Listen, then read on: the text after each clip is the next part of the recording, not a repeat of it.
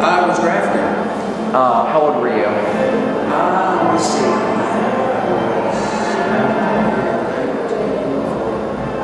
I was 19. 19, wow. So you just finished high school? You had just finished high school? Yes. Okay. Actually, a year of college. 1 year of college, okay. Where'd you go to college? It's a small liberal arts college in Michigan called Cleary University. Okay. All right. You're in the Air Force? Any boot camp memories? Yes. Having been never exposed much to mass cooking, I had a terrible time getting over the fact that my mother's cooking was too much better. But pretty soon I got hungry enough that anything was possible. In Europe did you serve? England, France, and Germany. Okay. What's your most vivid memory from your service over in Europe? I think my most vivid memory, one I'll never forget, is going ashore about 3 or 4 weeks after D-Day on Omaha Beach and seeing the unbelievable devastation in Normandy. I had experienced the first waves of V1s that came over England. Been doggone close to a couple of them that came down. I was visiting some friends I had made in the city of Maidstone. And I was upstairs in the bathroom and heard the doggone thing coming across. And as soon as the engine stopped, you knew that there was going to be an explosion right after. Yeah. Well, it came down, and I was standing in front of the window of the bathroom, and that window went like that. And the lady of the house shouted, "Don, are you all right?" And I said, "Yeah, I'm still here." But that was those things. The first night they came over, nobody knew what they were, and they were very frightening. We didn't get any sleep that first night. The authorities came over saying it was this and it was that, and one of the things was the Germans were sending over paratroopers. Well, obviously that wasn't the case. They were just unguided missiles. When they ran out of fuel, they did their damage, and a lot of people lost their lives.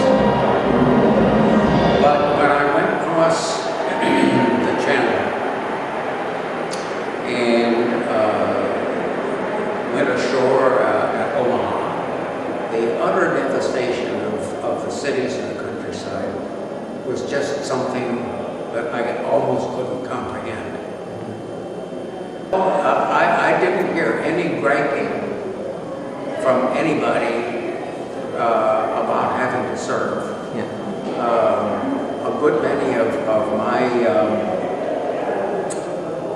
soldier friends had enlisted, and about half of them had been drafted like I was.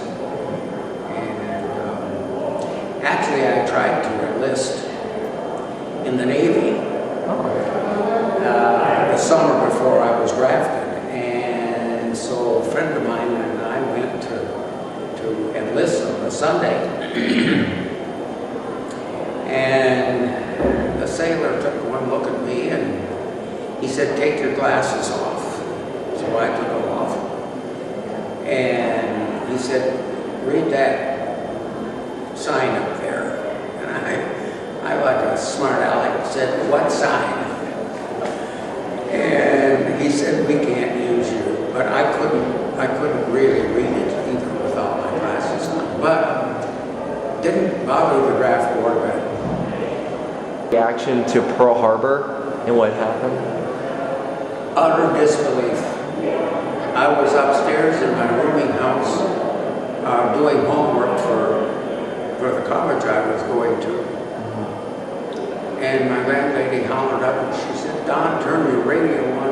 The Japanese have bombed Pearl Harbor." Well, actually, I wasn't terribly surprised because the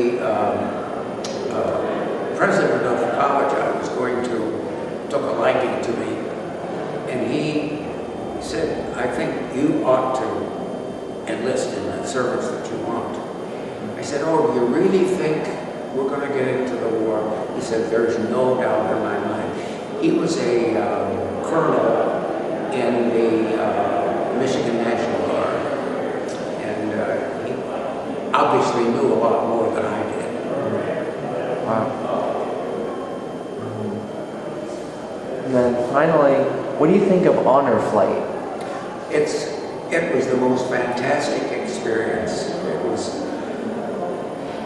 I'll tell you, getting off of the airplane in Baltimore and having all those people standing there greeting us.